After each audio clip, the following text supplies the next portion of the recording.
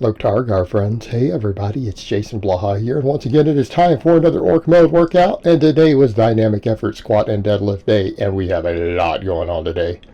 Long workout, a lot got done. Again, pretty happy with the lifts overall, happy with the workout, but just a quick reminder for those of you who watch these vlogs every day, please click like down below, it would be greatly appreciated, and reach down and click like on the other videos also for the day. I would appreciate that. Thank you. So, dynamic effort squats. Heaviest week of the wave on the squats. I'm not even really doing the waves with loading on the bench and the deadlift. I'm just worried about power and speed.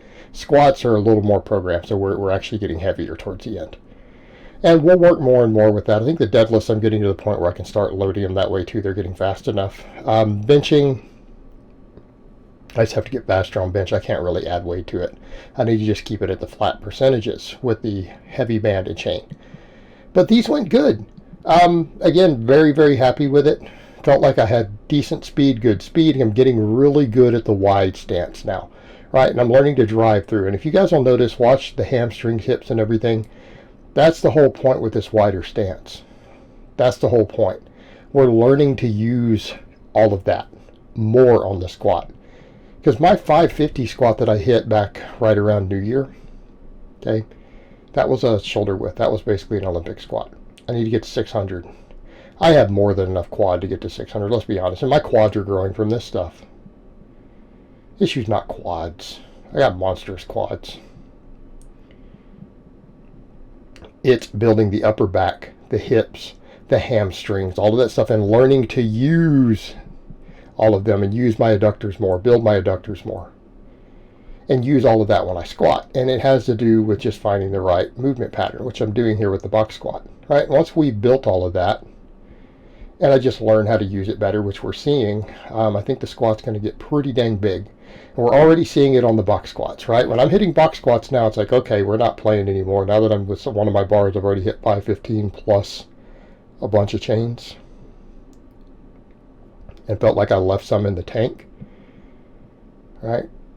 We're coming up. Like, we need to be looking towards getting a 550 raw weight off that box coming up. Right? That needs to happen in the next couple months. Right? That's what we need to do. That 550. But this is a tool to get there. And I think that's what I'm doing. I'm sticking with the Buffalo bar. It's the easiest to use for this. I'm not even worried about rotating bars. We just rotate bands and chains. I need to use the equipment that allows me to get just the best leverages, because I need to work on speed. And if I'm worried about building other musculature, that's what the supplemental lifts are for. All right, we'll look at some of it and say, well, you know, you can get more upper back. Well, I'm training my upper back into the ground. It's an ultra high priority all my training days. So we don't need our speed squats to help with that beyond the band and the chain weight, which do. Not worried about it. Get in and just do the waves. 3 weeks of chains, 3 weeks of bands. Build that power. Build that wide stance, because that's building muscle, right? It's building up weaker muscles for me. Yeah, and I don't have any issue with quads. I don't think anyone's going to argue with that point. And that's the point I had made before. Yeah, with a certain squat style, I needed more quads probably. But in terms of just the raw ability to squat 600, I think I got the quads now. I think I've got the quads for it now.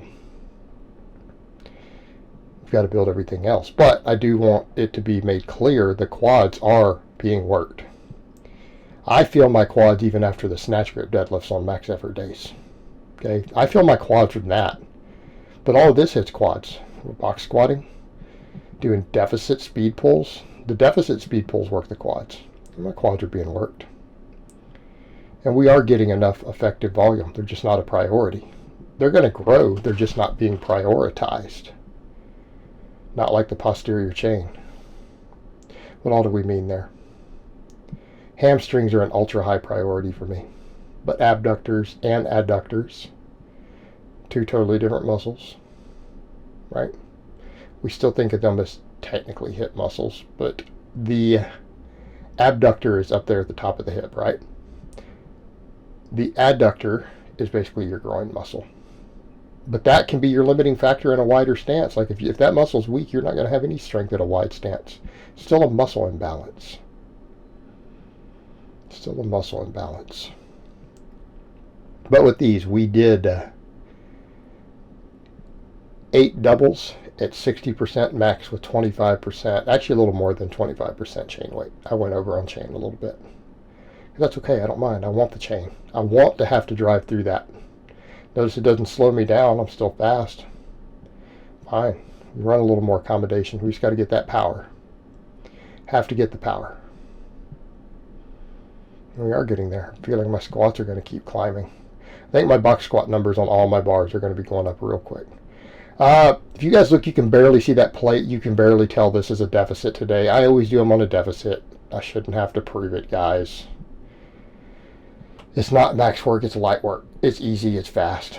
But yeah, you can barely see that plate right there. You can see one of the things from the calibration. Standing on the plate, I didn't get the camera set right. I ended up doing 11. I lost count. I thought I did 10. I was going to do 10 singles. I ended up doing 11. You know, for those curious, it's 50% of my deficit max. And normally, like I said, we'd run 25% chains, but I threw more chain on. I threw like another 20 pounds of chains on more. And that's okay. Because I just explode through these. Right? I'm at the point where I need to start running the waves heavier.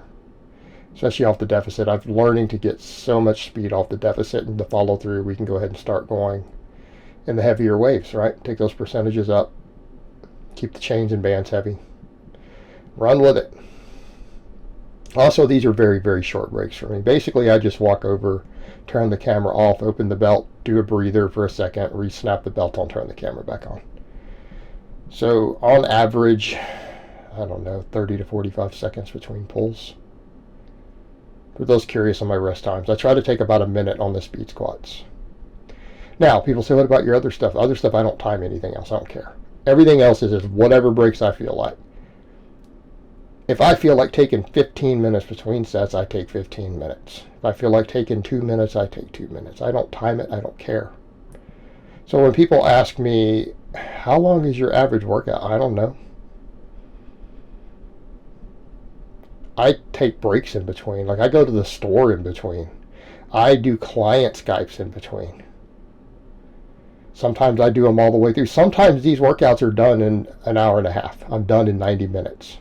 I have days to where I start my training at 7 a.m. and finish at noon. It's 5 hours. Sometimes it's the same number of sets. So you tell me how long my workouts take. I don't know, guys. I don't time it. I don't care. I only schedule it around my life. Do I have clients? Do I have work? Do I have other engagements in between that I need to finish quicker or take a break to sort? That's the beauty of training at home and writing my own schedules. I don't really write my own schedules. A lot of times my schedule is based around my clients. You know, my coaching clients on what do they need. So I just run with it. But I do a lot of volume. But I can get away with the volume. Because the nature of my lifestyle, I can handle it. You may not be able to. And that's okay. Not necessary. How much extra am I getting from the extra volume? 1%, 2%, 3% more? Alright? Not a big deal. But ended up doing 11 of these. Like I said, I was planning on 10. It was supposed to be 10. I programmed 10. Did 11. Saw it when I got to the file. So, you know. We got one more speed pull. And you know what? It was clean. It was fast. So who cares? Right? Who cares? We're pretty much at the end of this training cycle anyways. We're at the end of this training cycle. So, you know, it is what it is. But the training went good. Happy with all of it. Then after this, we did some heavy good mornings. I didn't do them this last time because I was really fatigued on max effort day from the snatch grip deadlifts. I'll work them in the days I can. Definitely dynamic effort days, so I need to get the good mornings in. Same weight I used last time. I did 4x6 instead of 5x5. Is that progression? Yes. Yes, because we did sets of 6 instead of 5. 24 versus 25 reps, but with one less set. And because my first rep with these, I'm always struggle with the range of motion, and it's the issue of the weight feeling heavy and me being a little bit skittish at first. There can be a certain amount of skittishness on a good morning. Especially when we're going heavy, I need that first rep to just kind of test the feel, then I go deeper and deeper. So we add 4 of those instead of 5, the shallower reps. So it works out. But it felt good. I felt like I definitely can keep progressing on this. I can keep progressing. I'll add weight. I may change bars. I may stick with this bar. If I can progress with a given bar, there's no point in changing it. I mean, I can mess with my other bars, but I feel like I'm doing well with this bar at the moment. I may not change it on the next training week. May stick it out and see if I can keep progressing on it. You know, and if I can, then we can, and maybe I'll switch bars. Haven't decided. Play it by ear. But we got 4x6 with this, and it felt good. And that's the main thing. That's the important thing. Felt good, didn't feel like I strained anything. Now, as you get heavier, you're not going to go over as far. And people have to understand that. This is a lot more than my body weight. This isn't just a few pounds more than my body weight at this point. All right? If you go too far, if you go past midfoot, you're going to miss the rep. You just can't. Okay? And so that forces you, if you try to go deeper, all it does is turn into a squat. Because you can't pass the midfoot. You have to have more and more D-bend the deeper you go. So again, depends on what you're doing with a good morning. If you're running a light weight, you can just bend over at the hip. So what are we doing with the heavyweight? We're learning to push the hips back. That carries over to your box squat, doesn't it? Right? We can argue the normal, any good morning will carry over to the conventional deadlift. When we push the hips back, carries over to our box squat. Teaches us to sit back on the box. You know, excluding that first rep, watch as we go deeper and think about sitting back onto the box and then driving up. If you get really strong at good mornings, you will never miss a squat from good morninging a squat, either will you? And realistically, maybe I need to be working on getting a 500-pound good morning for a max. Now people freak out when you say stuff like that, like, oh my God, no coach, don't do it. You don't see me getting hurt doing 6s with 275. They feel good. I don't feel anything strained or pulled. It feels good. Why can't I go get up to 500 off the pins? Why not? I've seen Burley Hawk do like 800. Okay, it's not hurt. Seen the same guy do 800 for like a 4-inch deficit deadlift too. He's not hurt. Build a strong core. Also, that came up also. Someone's like, Coach, why are you against direct core work? Where'd you get that idea? I have no idea where someone got that idea from. I've said repeatedly, I do lots of core work on my off days. I do at least 10 sets for my abs every week. Direct ab work. I don't feel like filming it. I don't care. I don't want to put my off days and my restoration days up here. You guys get an enormous amount of training footage. Right? Do you really care what my hanging leg raises look like? I just don't care enough to film. You guys are seeing all the real training. But I do ab work. Of course I do ab work. Jesus Christ. How many guys you know who squat over 500 pounds who don't train their abs at all? It's pretty rare. I have no idea where the idea even came from. I train my abs. All right, so now that that's out of the way, glute ham raises. Went up with bands, went up to the next band in tension. It felt good. I feel like I could add more band. All right, just got to watch that one pad I got strapped down until I can get a replacement. I haven't been able to get a replacement. They've been out of stock every time I've checked. I can't get a replacement pad. They're not even that expensive. I just can't get one. Like $30. Always out of stock though. So I did a 3x10 with this. Again, felt pretty good. Feel like I've got a lot of room to grow right now. A lot of room to grow. Again, for people who don't know what I'm doing with these, I'm training my hamstrings. Right? It's come up before. Someone said, you're doing these wrong. Some kid who deadlifts 400 pounds and has no hamstrings. It's like, okay. That's cool. Well then, why did my hamstrings cramp? If I'm doing these wrong and I'm over a 600-pound deadlifter and I can do good mornings with 275 for reps and these make my hamstrings cramp, literally cramp when I get off here sometimes. how could you explain how I'm doing them wrong if my goal is to work my hamstrings? Exactly. And I've just started banning people for some of that shit. I just don't care. Like, it's just at a certain point, and I think that's fair. Look, put your real legal name, show your lifting videos or your client's lifting before you give criticism. There are guys who do that, and I accept their criticism. Okay? And some of you guys know that you do that, and I listen. If I look over and I see that you have a legal name, it's there, your lifting videos are up, I'm like, oh, this guy benches 405. Oh, man, this guy squats 650. Okay, oh, man, he's got some strong lifters, too, right? That's you look at and say, okay, he might know what he's talking about. But when you just have a generic name up, none of your lifting, I don't care. Or if you're lifting and it looks like shit, I don't care. I'm going to just block you. I'm done with it. I just don't have time for it, guys. It's incredibly rude and insulting to do that to other lifters and to coaches, to come in and give them training advice. It's incredibly rude unless you are yourself an elite athlete and coach, right?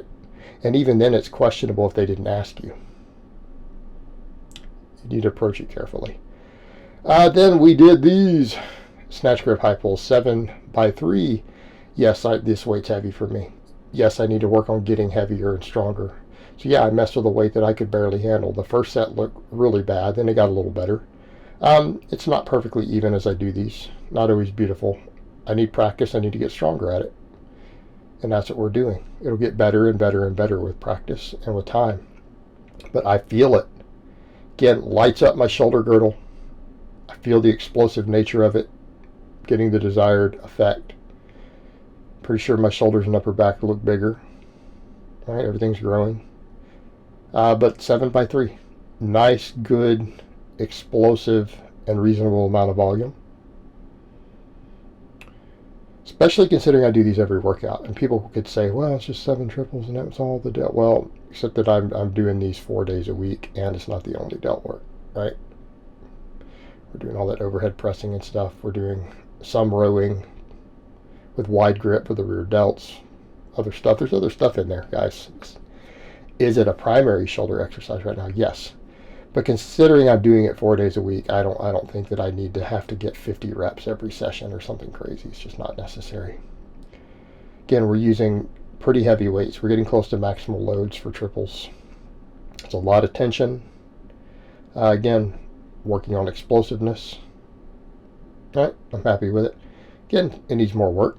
I'm still learning to get good at it. This is probably the heaviest weight I can handle. This is borderline too heavy. Borderline too heavy, really. But I want to get stronger at it. So I'm going to have to kind of push it a little bit. And now I'm not into this, well, you should just get your technique perfect. Well, what good does perfect technique do when you add another 20 pounds? Your technique goes away. This isn't a highly technical lift. This is a lower skill lift. Right? Lower skill lifts, you don't get carryover from lightweight. I can tell you right now, benching with 70% of your max for 5 reps, I promise you it will not give you technique carryover to your max bench. It just won't. Same thing with your squat. Oh, people don't want to hear that. It won't. It's not the same lift. It's lightweight. Totally different bar path. If you want to get good at lifting heavy, you have to actually get to pretty heavy weight relative to your max to get the same technique. So in this case, I'm going pretty heavy. I want to work on it. I want to work on lifting it heavy and as powerful as I can, and having to get more explosive, because this weight is heavy for me. It's 205 for those curious. It's 205. Because I'm struggling a bit with it, I'm having to learn to drive through. I'm having to learn it. I don't have a choice. Now, it doesn't mean I'm going to increase this next time. Probably won't, because I mean, we're at a point where now I'm struggling to handle this weight. But in a few training sessions, I might not. This weight might be easy. Probably will be. But again, we're seeing improvement. Keeping it in the hip crease, trying to explode.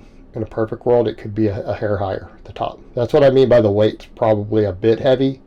It could stand to be a hair higher at the top. Am I still getting the desired training effect? You bet. Then I went to do my curls. The first rep is funny. I kind of missed my groove. I'm like, oh, what happened? Oh, didn't get it right. Had to get my grip better. My wrists were in the wrong position. Then I cranked out 6. a bit of cheat. I went and did a bunch of these days because I didn't feel like rowing today after doing the pull-ups yesterday. So I'm like, since I didn't row, I need to do, instead of just like 4 sets, I probably need to do like 6 with a challenging weight. Now people are like, why are you picking this bar? Why are you doing a slight cheat? What's going on? I won't carry over to my pull-ups. Okay, that's it. We can argue all day about how much bicep growth you get from whatever technique. Biceps are not a particularly complicated muscle, by the way. And my biceps have struggled to grow with light weights. I've done tons and tons and tons of rep work, and they grow a little bit, but they don't really grow particularly well. Most of my body responds really well. A lot of it does only to heavy weights. Like, still look at my quads. So when I've had the biggest biceps I've ever had, I did a lot more heavy work. And what are we getting out of this? Look at the angle involved. That slight easy curl. Easy on the forearm tendon, right? Not a vastly different joint angle from my ring pull-ups. Why does that matter? Because those ring pull-ups are going to be a big deal for me for bicep and back development. I want to get really good at them. Right? I want to get really good at them. My biceps are my weaker muscle. I think we all universally agree when we see my back that my back development exceeds my arm development. Okay? Anyone going to disagree? I don't think we can. I don't have the biggest biceps in the world. And I've had injury and everything else there. So my back does overpower them. So if I get my biceps stronger, I think my pull-ups will go up. Same thing, we talk about training our triceps to get our bench better. We pick tricep exercises that will carry over to the bench. Right? Most guys get that concept. Build the tricep in a way that works with the bench. The slight cheat with this, the little bit of extra shoulder extension, the angle, is actually a little bit of a multi-joint movement that should carry over to my pull-up. Well, if my pull-up goes up, biceps, back, everything will grow. So I'm treating these as a supplemental lift. It's kind of like I've said before. For stuff like curls, sometimes it's like, do we curl for bigger biceps, or do we curl to make our chin-up or pull-up stronger? I would like to argue the latter. I'm a strength guy. I want to get stronger at another lift, and I know I need more bicep to do so. Train my bicep in a way that'll do that. Then I did my 3 sets of 10 on the reverse hypers, trying to do them a lot stricter right now. So it's been a lot of work, guys, because we did 6 sets of the curls, and 3 sets of these to finish off. Been a tough week. This is my last hard training session for a bit. It's going to be restoration this weekend. But again, I'm happy with the workout today. I feel better than I thought I would. Considering the amount of workload, I don't really feel beat up. My shoulders have serious DOMs, and they've been getting DOMs from the high pulls. Like, they give my shoulders serious DOMs. But they feel healthy otherwise right now today. I feel like everything's kind of getting into place again after that inflammation I caused myself. It's all sorting back out, training the right muscles, letting the right areas heal. So I feel good overall. But a good training session today. I feel like I'll make good growth off of it. So I hope it has been informative, and I will talk to you guys next time.